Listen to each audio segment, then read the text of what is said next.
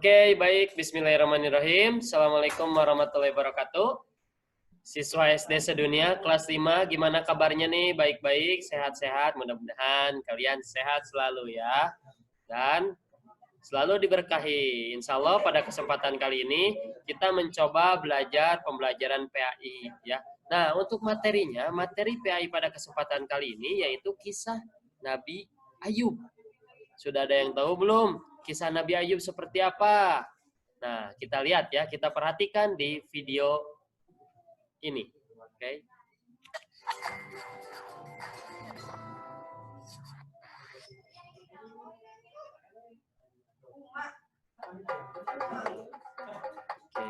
Nah, Nabi Ayub itu adalah nabi yang selalu bersabar ya. Tetap sabar menghadapi cobaan. Jadi Nabi Ayub itu diterpa berbagai macam ujian dan cobaan. Nah, seperti apa ya ujian dan cobaannya?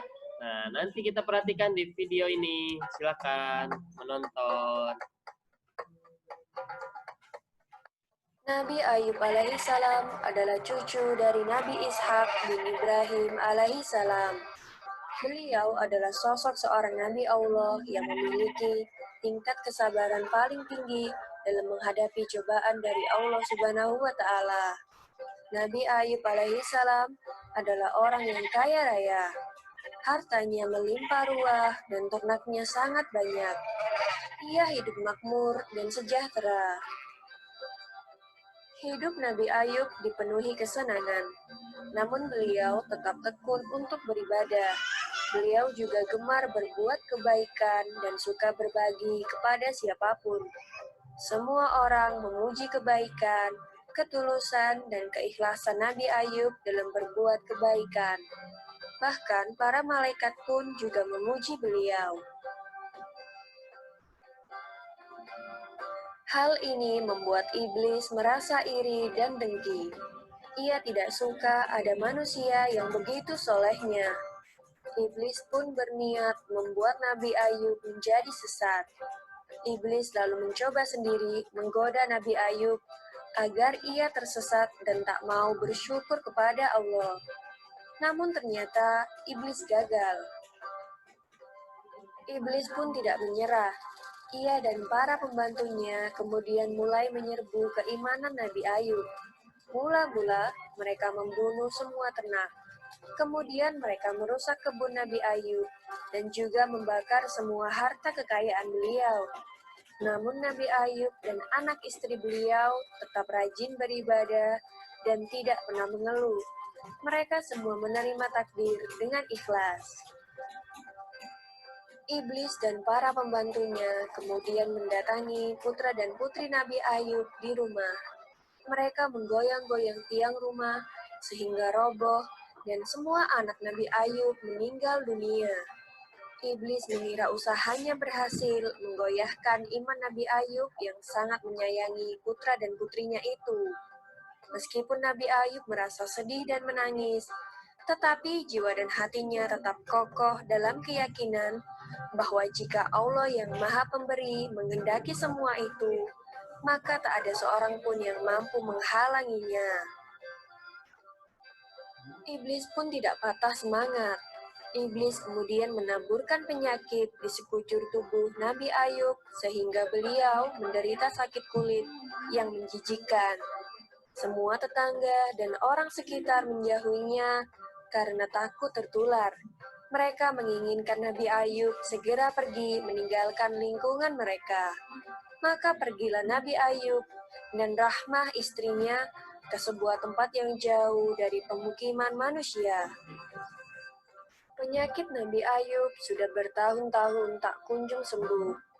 Namun Nabi Ayub tetap bersabar. Suatu hari Rahmah hendak membeli bahan makanan dan ia pun pergi keluar. Ternyata saat itu Nabi Ayub sedang membutuhkannya. Berkali-kali Nabi Ayub memanggil istrinya, tapi tak ada sahutan dari istrinya itu. Nabi Ayub merasa kesal. Terbesit dalam benak beliau bahwa Rahmah sengaja pergi meninggalkan beliau. Nabi Ayub lantas bersumpah akan memukul Rahmah 100 kali jika ia kembali nanti. Nabi Ayub alaihissalam kemudian berdoa memohon kesembuhan kepada Allah. Allah Subhanahu wa Ta'ala memerintahkan Nabi Ayub agar menghentakkan kakinya ke tanah. Lalu dari tanah itu keluar air yang sejuk dan segar. Nabi Ayub lantas membersihkan sekujur tubuh beliau dengan air itu. Seketika itu pula penyakit Nabi Ayub sembuh, dan kulit tubuhnya kini kembali seperti sedia kala. Wajahnya pun kembali bersinar dan memancarkan wibawa yang luar biasa. Rahmah akhirnya pulang, dan betapa terkejutnya ia ketika melihat suaminya sudah sembuh. Dan ia juga meminta maaf karena telah hampir kehilangan kesabaran dalam merawat Nabi Ayub yang sakit. Nabi Ayub pun memaafkannya dan bercerita bahwa ia telah terlanjur bersumpah untuk memukul Rahmah sebanyak 100 kali. Beliau sangat bingung, karena dalam benaknya beliau tidak tega untuk menyakiti istrinya yang sangat setia itu. Akhirnya turunlah perintah Allah agar Nabi Ayub mengambil 100 helai rumput, mengikatnya lalu memukulkannya 1 kali ke tubuh Rahmah dengan pelan. Nabi Ayub pun melaksanakan perintah Allah itu untuk memenuhi sumpah beliau. Rahmah sama sekali tidak merasa sakit dengan pukulan 100 helai rumput itu. Nabi Ayub alaihissalam kini telah sembuh seperti sedia kala. Tak ada lagi orang yang menjauhinya. Mereka kembali menerima Nabi Ayub.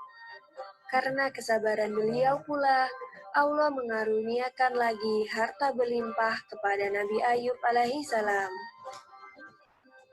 Demikianlah kisah Nabi Ayub alaihissalam yang sabar dalam menghadapi cobaan. Semoga kita dapat mengambil hikmah dari kisah ini dan senantiasa sabar dan ikhlas dalam menghadapi cobaan dari Allah Subhanahu wa Ta'ala. Amin ya Rabbal Alamin. Oke. Selanjutnya, jadi kita bisa ambil kesimpulan bahwasanya Nabi Ayub itu adalah nabi yang diberikan berbagai macam cobaan. Ya, Nabi Ayub itu adalah nabi yang kaya, memiliki banyak harta benda, bahkan memiliki banyak hewan-hewan beserta ladang yang begitu besar. Nah, namun Nabi Ayub itu diberikan cobaan, ya, diberikan berbagai macam cobaan. Seperti tadi cobaannya dikasih penyakit kulit sampai-sampai orang-orang yang ada di sekitarnya mengusir Nabi Ayub. Ya, tapi yang dilakukan Nabi Ayub adalah selalu senantiasa bersabar, selalu senantiasa tawakal, ya, tidak berbuat jahat kepada orang yang telah menghinanya atau tidak balik menghina, ya. Maka tugas kita sebagai manusia itu wajib mengikuti dan mencontoh kelakuan Nabi Ayub seperti ini, ya, yang baik, yang tidak sombong, ya. Nah, dari cerita tadi anak-anak udah mendapatkan kesimpulan nih. Nah, tugas kalian setelah melihat cerita dan mendengarkan cerita yang tadi Bapak putar di YouTube atau di video ini, silakan kalian jelaskan kembali tugasnya silakan kalian jelaskan kembali kisah Nabi Ayub, ya, dengan kata-kata sendiri, ya.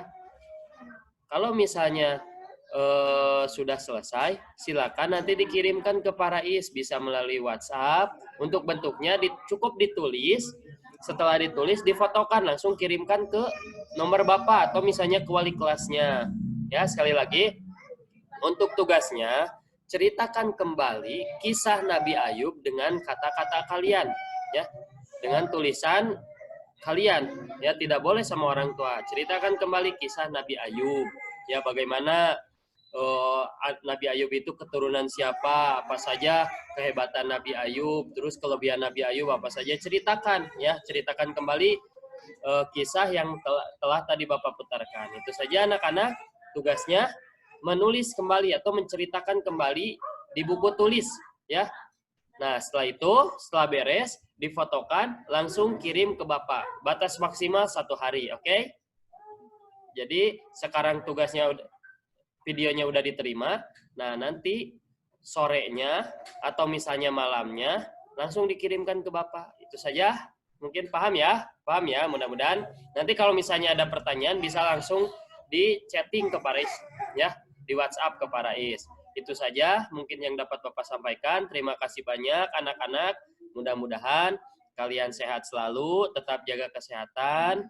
Jangan lupa membantu orang tua, jangan lupa berolahraga beserta perbanyak beribadah supaya virus pandemi yang menimpa Indonesia ini, menimpa kita ini di negara Indonesia ini cepat kembali pulih ya, cepat hilang virusnya ya. Itu saja. Terima kasih banyak. Jangan lupa like, comment, and subrek ya YouTube-nya SD Sedunia. Oke, terima kasih banyak. Assalamualaikum.